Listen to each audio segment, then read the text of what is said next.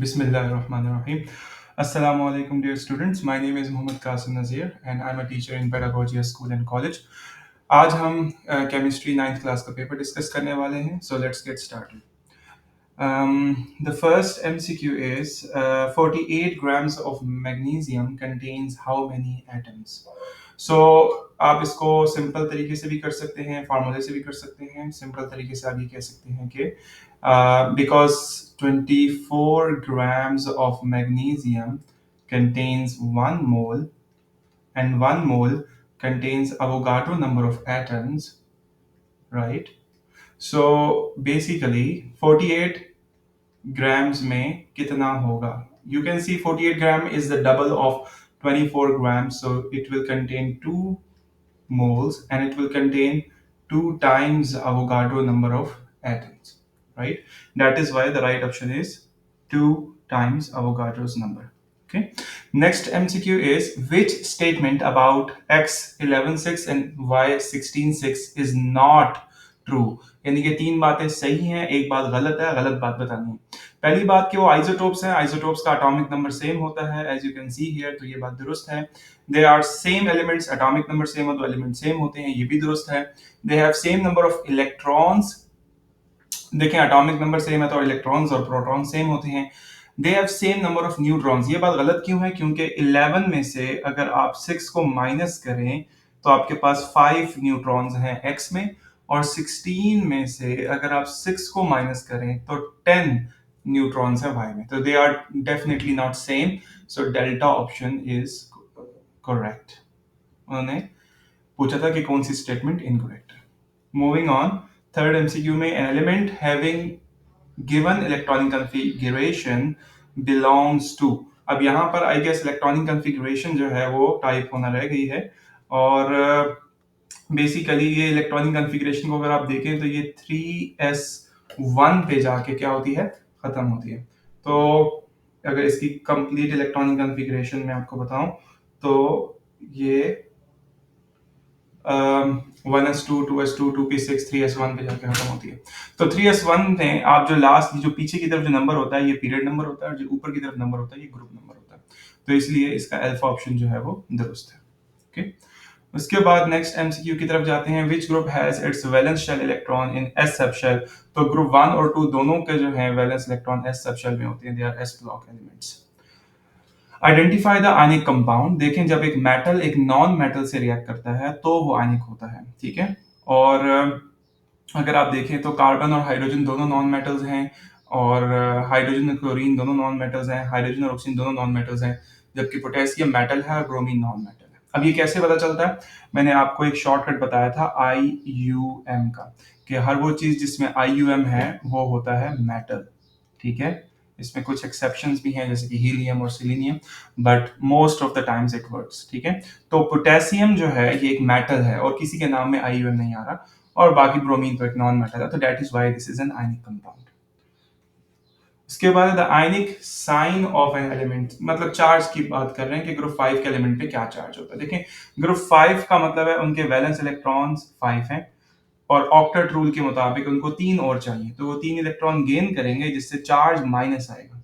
याद रखना इलेक्ट्रॉन्स के गेन करने से माइनस चार्ज आता है. Moving on to seventh MCQ, a liquid boils when its vapor pressure becomes equals to external या atmospheric pressure, ठीक है. तो atmospheric pressure 1 atm होता है, आपको पता है, लेकिन यहाँ 1 atm नहीं है, 0.1 atm गलत है. तो 1 atm is also equals to 760 mm of Hg, वो भी यहाँ गिवन नहीं है, यहाँ सेंटीमीटर ऑफ Hg गिवन है. और अगर पैस्कल में बात की जाए तो होता है 101.325 पैस्कल, वो भी गिवन नहीं है, 1 पैस्कल है. तो अगर इसको किलो पैस्कल में देखा जाए तो 101.325 किलो पैस्कल. इनमें से कोई भी ऑप्शन सही हो सकती थी, लेकिन इन्होंने ये ऑप्शन जो है वो दी है as delta option. Next MCQ is determine the molarity of a solution containing 20 grams. ये मास ऑफ सॉल्यूट है और ये वॉल्यूम ऑफ सॉल्यूशन है, और NaOH का मोलर मास आप निकाल लेंगे 23 प्लस 16 प्लस 1 40. अब इसका फार्मूला होता है जी molarity equals to mass divided by molar mass into 1 divided by volume in dm cube. इस फार्मूले में वैल्यूज पुट करें, मास है 20, मोलर मास है 40, वॉल्यूम है 1, तो सॉरी 2 इज द वॉल्यूम। तो तभी आपके पास आंसर क्या आएगा, आंसर आएगा 0.25। उसके बाद है in zinc oxide the oxidation number of zinc is, तो आपने बताना है कि जिंक का ऑक्सीडेशन नंबर होता है +2। इसकी वजह है कि ऑक्सीजन पे -2 होता है, तो इसका ऑपोजिट क्या होगा, जिंक पे होगा। ओके, आपको पता है कि हमारे अकेडमी में 9th सेशन जो है वो स्टार्ट हो गया है और मॉर्निंग में भी हमारी 9th की क्लासेस स्टार्ट हो गई हैं। अगर आपका कोई रिलेटिव है जो who is looking for admission, so you can always recommend pedagogy school and college. So what is being reduced in the given reaction? तो आप देख सकते हैं कि क्लोरीन का ऑक्सीडेशन स्टेट पहले 0 था क्योंकि ये एलिमेंट है, और बाद में एक हाइड्रोजन का +1 होता है तो एक क्लोरीन का -1 होगा। तो 0 से -1 में जाते हुए नंबर डिक्रीज कर रहा है। जब ऑक्सीडेशन नंबर डिक्रीज करता है तो उसकी रिडक्शन होती है, और इसी तरह इसलिए यहाँ पे chlorine is the right option. अगर ये मुश्किल लग रहा है, एक और तरीका भी है कि क्लोरीन के पास पहले कुछ नहीं था, बाद में क्लोरीन के पास हाइड्रोजन आ गया, गेन ऑफ हाइड्रोजन, जिसकी वजह से रिडक्शन हुई। गेन ऑफ हाइड्रोजन आपको पता है रिडक्शन होती है। Which of the following will have maximum ionization energy? आपको पता है हाल ही ने की रब से फरियाद इज द सेंटेंस जिससे आप याद रखते हैं कि लिथियम ग्रुप में टॉप पर होता है और रुबिडियम बॉटम में होता है, क्योंकि top to bottom ionization energy decrease करती है। ठीक है, top to bottom ionization energy क्या करती है, डिक्रीज करती है। तो लिथियम क्योंकि टॉप मोस्ट है तो इसकी क्या होगी, सबसे हाईएस्ट होगी। ओके, इसके बाद अगर आगे देखें तो which of the following halogens have highest oxidising power, इसमें भी आपको पता है कि फातिमा या फवाद कल बाजार आया। ठीक है, तो इसमें देख रहे हैं कि भाई फ्लोरीन जो है वो सबसे टॉप पे होता है और इसकी जो ऑक्सीडाइजिंग पावर है वो सबसे ज्यादा होती है। ठीक है, सो इसके बाद हम सब्जेक्टिव डिस्कस करते हैं। सब्जेक्टिव पेपर में सबसे पहले आपके पास differentiate between compound and mixture, ये मैंने आपको गेस्ट पेपर में बताया था। बहुत ही इंपॉर्टेंट और बेसिक सा क्वेश्चन हर साल आता है। आपने इसमें कम से कम 3 वैलिड डिफरेंसेस लिख लेने हैं, जैसे कि कंपाउंड जो है उसमें फिक्स्ड प्रॉपर्टीज होती हैं, जैसे कि बॉइलिंग पॉइंट हो गया, और जो मिक्सचर होता है उसकी प्रॉपर्टीज फिक्स नहीं होती, उसकी जो है उसका कोई केमिकल फार्मूला भी नहीं होता, उसमें कोई केमिकल बॉन्ड भी नहीं होता, उसमें कोई फिक्स रेशो नहीं होती। There are many other differences, वो आप जो है हमारे नोट से भी देख सकते हैं। Convert the following units accordingly, हाँ ये क्वेश्चन थोड़ा सा मुश्किल इसलिए हो सकता है क्योंकि आप लोगों ने इसका एक्सरसाइज में सिर्फ एक क्वेश्चन था, वो भी मैंने गेस्ट पेपर में इंक्लूड किया था, बट इसकी मजीद प्रैक्टिस जो है वो आपकी बुक में नहीं थी। Convert the following units accordingly, अब 850 mm of Hg को एटीएम में कैसे कन्वर्ट करना, देखिए सिंपल रेशियो प्रोपोर्शन है। अगर एक एटीएम में कितने होते हैं भाई, 760 mm of Hg होते हैं, तो आपके पास बताएं 850 mm of Hg जो है वो कितने एटीएम में होगा। तो आपको पता है सिंपल मैथ है, x फाइंड करना है, तो क्या हो जाएगा, तो आपके पास हो जाएगा 850 डिवाइडेड बाय 760, 1 पॉइंट समथिंग कोई आंसर आएगा, वो आपने लिख देना है एटीएम में। ठीक है, इसी तरह बाकियों को भी सॉल्व कर सकते हैं। अब इसमें ये सेंटीमीटर ऑफ Hg जो है इसका क्या ताल्लुक होता है, देखें एक एटीएम में आपने क्या करना होता है, एक एटीएम में 760 मिलीमीटर्स ऑफ Hg होते हैं। ठीक है, अगर आप इसको सेंटीमीटर में कन्वर्ट करना चाहते हैं जो कि बड़ा यूनिट है, तो ये होगा 76 सेंटीमीटर ऑफ Hg। ठीक है, यानी कि इनमें 10 का फर्क होता है mmHg में और cmHg में। टॉर किसे कहते हैं, टॉर कहते हैं mm ऑफ Hg को। ठीक है, और cmHg जो है इनके दरमियान अगर आप रिलेशन देखें तो क्या बन रहा है, 10 का डिफरेंस है। ठीक है, सो उसी लिहाज से आपने जो है इनको एक दूसरे के इक्वल कर लेना है कि अगर 760 टॉर इक्वल होते हैं 76 सेंटीमीटर ऑफ Hg के, और तो फिर उस हिसाब से 560 टॉर जो है वो कितने mm ऑफ Hg के इक्वल होंगे, तो इसको क्रॉस मल्टीप्लाई करें और इसको x कह के फाइंड कर लें, सिंपल एज दैट। तो ये हो जाएगा 76 मल्टीप्लाई बाय 560 डिवाइडेड बाय 760, तो यानी कि आपको ऑलमोस्ट 10 से डिवाइड करेंगे तो 56 आंसर आ जाएगा। आप इसको मजीद सिंपल तरीके से भी कर सकते हैं, यानी कि सिंपल कहेंगे जी इनमें 1:10 है और उस हिसाब से आप 10 से डिवाइड कर देंगे। तो 1.25 एटीएम को पैस्कल में कन्वर्ट करना, आपने कहना जी 1 एटीएम इक्वल्स टू 101,325 पैस्कल।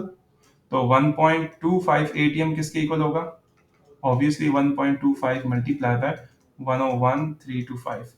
तो आपके पास जो भी आंसर आएगा वो आपने लिख देना, ठीक है। तकरीबन 1250 समथिंग इस तरह कुछ आएगा। 12 जो भी आंसर आएगा वो आपने लिख देना, ठीक है। अब मैं इसको रेज कर रहा हूँ, बहुत मेस हो गया है और बल्कि जरूरत नहीं है, बाकी क्वेश्चन जो है वो सेल्फ एक्सप्लेनेटरी है। Identify the branch of chemistry that deals with the following examples. देखिए लार्ज स्केल प्रोडक्शन की जाती है सीमेंट की, तो ये हो जाएगा इंडस्ट्रियल, ठीक है। और white vapors appear when NH4Cl is heated। आपको पता है कि NH4Cl is a subliming solid। और सब्लिमेशन की स्टडी, सब्लिमेशन एक मेथड है और आपको पता है मेथड्स और इंस्ट्रूमेंट्स की स्टडी जो है वो एनालिटिकल केमिस्ट्री में की जाती है, ठीक है। सो इसकी स्टडी होगी एनालिटिकल केमिस्ट्री में। बट थोड़ा सा ये कंफ्यूजिंग है, तो इसमें हो सकता है कि आपको थोड़ी सी रिलैक्सेशन दें और इससे रेलिवेंट और ब्रांचेस को भी अलाउ कर दें। So oxygen is produced during photosynthesis, तो ऑब्वियसली ये बायोकेमिस्ट्री है, ठीक है। अच्छा जी, briefly explain the following solutions. ये तो बिल्कुल कॉपी पेस्ट है। सैचुरेटेड जो मजीद डिसॉल्व ना कर सकता हो, अनसैचुरेटेड जो कर सकता हो, सुपर सैचुरेटेड जो सैचुरेटेड से ज्यादा सॉल्यूट रखता हो। अच्छा, इसमें आपने इलेक्ट्रॉनिक कन्फिगरेशन लिखनी थी। मैं सिर्फ लास्ट लास्ट इलेक्ट्रॉनिक कन्फिगरेशन लिख लेता हूँ। 3s2 3p5 पे खत्म करना था, इसमें 2s2 2p6 पे खत्म करना था और इसमें 3s1 पे खत्म करना था। 11 10 और 17 की इलेक्ट्रॉनिक कन्फिगरेशन करनी थी। In which block group and period of the following, ये मैंने आपको बताया था, कंफर्म आएगा गेस्ट पेपर में। ये इलेक्ट्रॉनिक कन्फिगरेशन का भी मैंने बताया था। तो देखें, ये जो पीछे नंबर होता है ये पीरियड नंबर होता है, तो पीरियड है फर्स्ट। ऊपर जो नंबर होता है ये ग्रुप नंबर होता है, तो ग्रुप है सेकंड। इसको रोमन में लिखते हैं, नहीं तो मार्क्स नहीं मिलेंगे। और ये जो लेटर होता है ये ब्लॉक होता है, तो ब्लॉक है एस। अच्छा, अब आप कहेंगे सर इसमें क्या करेंगे? इसमें सबसे पहले वैलेंस शेल आइडेंटिफाई करना है। ये 2 वाले सारा जो है ये वैलेंस शेल है, ठीक है। इसमें जो दोनों के पीछे जो नंबर लिखा हुआ है 2 वो पीरियड है, तो पीरियड हो जाएगा सेकंड। और जो ग्रुप है उसमें ऐड करते हैं पावर्स को, 4+2, क्योंकि वैलेंस इलेक्ट्रॉन्स होते हैं ना, तो ये 6 आपके पास क्या है? ए ग्रुप है। ए लाजमी लिखना है, सबके साथ ए लिखना होता है। और जो लास्ट में जो लेटर आया पी, वो आपके पास क्या होता है? ब्लॉक होता है। Draw Bohr's model for the following. अब इसमें उन्होंने मेंशन कर दिया है, उनकी नेकी है, वरना बच्चे अक्सर प्रोटॉन्स न्यूट्रॉन्स मेंशन नहीं करते और मार्क्स जो है लूज कर देते हैं। जैसे कार्बन है, आपको इसका एटॉमिक नंबर नीचे टेबल दिया है, उससे देखना है। एटॉमिक नंबर 6 है, एटॉमिक मास 12 है।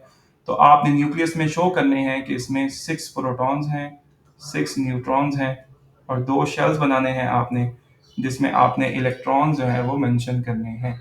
इलेक्ट्रॉन्स जो हैं वो गायब हो जाएंगे, इसलिए मैं किसी और चीज़ से कर लेता हूँ। आपको भी सजेस्ट करूँगा कि आप मार्कर का इस्तेमाल करके अपनी डायग्राम को थोड़ा सा मजीद इलेक्ट्रॉन्स को खास तौर पे क्लियर कर सकते हैं। तो ये है जी कार्बन की डायग्राम। और मैग्नीशियम की डायग्राम भी कुछ ऐसे ही आपने बनानी है, लेकिन उसमें आपने देखना है कि 12 और 24 का कॉम्बिनेशन है, तो 12 प्रोटॉन्स होंगे और कितने न्यूट्रॉन्स होंगे? 24 माइनस 12, 12 ही न्यूट्रॉन्स होंगे। अब 12 इलेक्ट्रॉन्स की डिस्ट्रीब्यूशन क्या होती है? पहले में 2, दूसरे में 8, पीछे बच के 2, तो ये 2 8 2 इसकी डिस्ट्रीब्यूशन है। तो 3 शेल्स बनाने हैं आपने, और उसमें पहले में 2, दूसरे में 8 और तीसरे में 2 इलेक्ट्रॉन्स आपने फिल कर देने, ठीक है। सो मैं यहाँ पे इतना टाइम नहीं है कि मैं इसको ड्रॉ करता रहूं। आपने इस तरह से 3 शेल्स बना के 2 8 और 2 इलेक्ट्रॉन्स फिल कर देने, 2 2 की पेयर्स में। एक्सप्लेन ब्रीफली पीरियोडिक लॉ, कि अगर एलिमेंट्स को एटॉमिक नंबर के इंक्रीजिंग ऑर्डर में अरेंज करें तो उनकी प्रॉपर्टीज एक पीरियोडिक मैनर में रिपीट होंगी। Group vertical columns of the periodic table, इनको फैमिली भी कहते हैं क्योंकि प्रॉपर्टी सेम होती है। Period of modern periodic table, period यही होता है कि हॉरिजॉन्टल रोज, जिसमें हम अगर उन्होंने मॉडर्न पीरियोडिक टेबल का जिक्र किया तो आप उसमें मेंशन करें कि in order of increasing atomic number, क्योंकि ओल्ड पीरियोडिक टेबल में आपके पास जो है वो एटॉमिक मास के इंक्रीजिंग ऑर्डर में था। So fermentation of sugar cane produces 95% volume by volume ethyl alcohol called rectified spirit. What does 95% volume by volume mean? ठीक है, तो इसमें आपने बताना है कि 95% का मतलब होता है 95 आउट ऑफ 100, और वॉल्यूम बाय वॉल्यूम का मतलब होता है दोनों के साथ सीसी लिखना है, मतलब क्यूबिक सेंटीमीटर। सिर्फ फर्क यह है कि 95 जो है वो अल्कोहल है और जो 100 है वो सोल्यूशन है। ठीक है, तो 95 centimeter cube of alcohol is present in 100 centimeter cube of solution. This is what it means. And which concentration unit it is? तो आपने बता दी ये परसेंटेज कंसेंट्रेशन है, और ये परसेंटेज में भी परसेंटेज वॉल्यूम बाय वॉल्यूम की कंसेंट्रेशन है। ठीक है, differentiate between diffusion and effusion, ये तो लास्ट पहले भी आ चुका है 2017 में भी, पास पेपर से ही है। डिफ्यूजन इफ्यूजन के डिफरेंस लिख देने हैं कि कौन सा प्रोसेस स्लो है, कौन सा फास्ट है, किस में जो है थ्रू अ टाइनी होल होता है और किस में जो है वो ऑल अक्रॉस द सरफेस होता है। डिफ्यूजन में कोलिजन ऑफ मॉलिक्यूल्स होती है, इफ्यूजन में नहीं होती। तो there are many other differences like diagrams, examples, definitions, you can write it all. Right empirical formulas for nicotine, ये भी एक्सरसाइज से ही है। आपने इसको सिंपल कर देना है, सबको 2 से डिवाइड करें तो C5H7 और N आ जाएगा, और यहाँ पे सबको 2 से डिवाइड करें तो C4H5N2NO आ जाएगा। अगर सिर्फ बात एम्पेरिकल फार्मूलाज की थी तो आपने लिख दिए, और था प्रोसेस एक्सप्लेन करना है ऑब्वियसली कि कैसे पहले क्या रेशियो थी, उसको कैसे सिंप्लीफाई किया। बॉइलिंग पॉइंट की डेफिनेशन लिखनी है कि जब वेपर प्रेशर एक्सटर्नल प्रेशर के इक्वल हो जाता है तो उस टेम्परेचर को बॉइलिंग पॉइंट कहते हैं। और can water be boiled in 70, तो माउंट एवरेस्ट वाला पैराग्राफ जो आपकी बुक में था वो सारी डिटेल आपने लिख लेनी है। How many moles of hydrogen present in a balloon filled with 10 grams of hydrogen gas, तो मोल्स फाइंड करने, नंबर ऑफ मोल्स का फार्मूला लगाएं, mass divided by molar mass है 10 ग्राम्स। इसमें बच्चे जो गलती करते हैं कंफर्म्ड वो ये है कि हाइड्रोजन गैस H2 है तो उसका मोलर मास 2 भी लिख लें तो काफी है, वैसे एग्जैक्टली ये 2.016 होता है, तो आपके पास जो है आंसर आ जाएगा 5 moles. Draw electron dot cross structure of the following molecules, तो ये डॉट क्रॉस डायग्राम कैसे बनानी होती है मैं आपको बना के दिखाता हूँ। देखें, आपने फॉर्मेशन नहीं शो करनी, सिर्फ डायग्राम बनानी है, और ये सिर्फ कोवेलेंट बॉन्ड में होता है, ये सारे कोवेलेंट बॉन्ड की एग्जांपल्स हैं। तो बेसिकली आपने सिर्फ वैलेंस शेल ड्रॉ करना है। ये H2S है, इसके पास 6 इलेक्ट्रॉन्स होते हैं, तो 6 इलेक्ट्रॉन्स कैसे ड्रॉ करने हैं आपने, आपने जो है मैं थोड़ा सा कलर कोडिंग कर लेता हूँ। पहले एक एक इलेक्ट्रॉन हर कॉर्नर पे रखा और फिर 2 को आपने डबल कर दिया। ये सल्फर की डायग्राम हो गई। अब इसमें 2 हाइड्रोजन भी एडजस्ट करने हैं, तो हाइड्रोजन को हम एडजस्ट कर लेते हैं। एक हाइड्रोजन का सर्कल हम यहाँ पे लगा लेते हैं, याद रहे कि हाइड्रोजन छोटा होता है तो उसका सर्कल भी छोटा होना चाहिए। अब यहाँ पे एक मसला आ रहा है कि मैंने जब फॉर्मेशन शो कर रहे होते हैं तो लाइन के ऊपर आप डॉट्स बनाते हैं, जो कि स्ट्रक्चर में आप ऐसे शो नहीं करते, तो मैं उसी तरह शो कर लेता हूँ। दोबारा से डायग्राम बनाते हैं, और सल्फर जो है उसको आपने क्या करना है, मिड में रखना है। एक तरफ से ये एक हाइड्रोजन का सर्कल है, दूसरी तरफ से दूसरा हाइड्रोजन का सर्कल है, ये 2 हाइड्रोजन हैं, और दरमियान में डॉट क्रॉस, ये इनका कोवेलेंट बॉन्ड हो गया, और जो इलेक्ट्रॉन बच गए वो आपने यहाँ पे शो कर दिए, इसके पास 2 नुकते हैं। ये H2S की डायग्राम है। C2H4 की डायग्राम कैसे, ये 2 कार्बन आपस में भी बॉन्ड बना रहे हैं, क्योंकि हर कार्बन 4 बॉन्ड बनाता है, तो 4 में से 2 बॉन्ड तो वो आपस में बना लेंगे, और बाकी 2 बॉन्ड्स वो हाइड्रोजन के साथ बना लेंगे। Dot cross single bond with hydrogen like this. ठीक है, dot cross hydrogen, dot cross hydrogen. ये थोड़ा सा C2H4 अनसीन था, बाकी H2S तो आप पहले भी कर चुके हैं। What are allotropes, briefly explain allotropic forms of phosphorus, तो आपने रेड और व्हाइट फास्फोरस बता देना, एलोट्रॉप्स जिनकी different forms of same element in different physical, in same physical state, ये आपने बता देना, डेफिनेशन जो भी है।